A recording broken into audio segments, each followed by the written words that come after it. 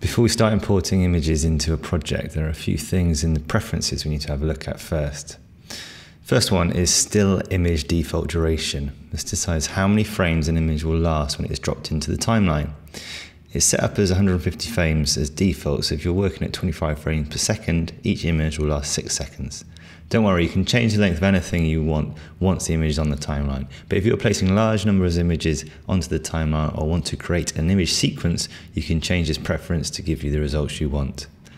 The other preference is default scale to frame size. When turned on, this preference automatically resizes a video or image so that it fits the dimensions of the sequence you're working at. So if you have an image larger than the sequence settings that you're working at in Premiere Pro will downsize the image to fit the frame. This isn't good if you want to go in and zoom or crop the image later, as you would have lost resolution that was there with the original image. It's quite handy though if you are mixing together lots of different sizes of videos, say from mobile phones, flip cams, video cameras, anything like that, so that the largest size is no bigger than the project sequence settings. Importing. You can import photos just like any other files by going to File, Import. However, a much more powerful way of finding what you're looking for is on offer inside the media browser. Click on the media browser and hit the tilde key to get into full screen mode. Once in the media browser, you can filter what appears. So if you want to look at only JPEGs, you can choose this from the menu on the top right hand side. Scaling. Once you have your images in the project, you can start to position them on the timeline. If you drag and drop an image onto the timeline, chances are it'll be much bigger than the frame size of the video you're working with. If you haven't checked the default scale to frame size preference, the image won't change and we'll end up seeing a small section of the image. To remedy this, you can right click on the image and choose Scale to Frame. This will downsize the image to fit the video frame. Now, if you perform any scaling from this point on, it will be doing so to a downsized version of the original image. This means it will scale it up to fill the frame and you will have lost quality over the original image. A better workflow would be to turn off scale to frame. The image will revert back to being far too big for the frame, and you can now use the scale controls in the motion tab to make the picture fit the frame.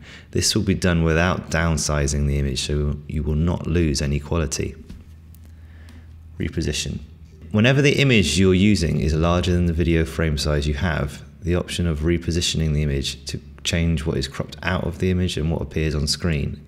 To move the image up, down, left, right, use the motion tab. If you click on the icon next to where it says motion, you create a bounding box around the image in the program view, and you can now use your mouse to reposition the image manually. Moving across an image in a kind of pan or zoom relies on a basic understanding of keyframes. These are essentially frames where you specify exactly how the picture should be scaled and positioned, and then you work down the timeline, create another set of scale and position measurements, and the computer will work out how to get from one point to the other. You can create keyframes by pressing the stopwatch icon next to the parameter that you want to animate. You can then move your playhead further down the timeline and change the parameters and add another keyframe. Exporting an image. Premiere Pro has a neat little feature to quickly create still images from your video project. Position the playhead over the frame you want to export and then press the camera button in the button bar below the program monitor. You can then choose a file format and destination. If you're going to reuse the image in a video project, JPEG format will be absolutely fine.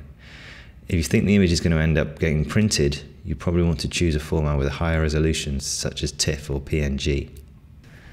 Photoshop files. Premiere Pro works great with Photoshop, and there are a number of options available to you when importing Photoshop files. When you choose to import a Photoshop document or .psd file, you're dealing with files that contain many layers and have many different sizes. If you simply want to use the whole file as an image, you want to choose Merged All Layers from the import checkbox. This will give you a flattened or merged version of the .psd file. If you choose the second option, Merged Layers, you can choose which layers are included in the final file. This is handy if you want to leave out some elements on the .psd file. The next option is Individual Layers. This allows you to bring in a selection of individual layers that will reside onto your timeline. The next option is Sequence, which will create a new sequence with all the layers in it. This is useful if you want to animate any layers separately to others. If you get .psd file into a project and you want to edit it in Photoshop, you can right click on the file and choose edit in Photoshop. This will boot up Photoshop and you'll be able to manipulate the file in there. Once saved in Photoshop, it will update on the timeline in the Premiere Pro file. Very handy way of working and round tripping from Premiere Pro to Photoshop.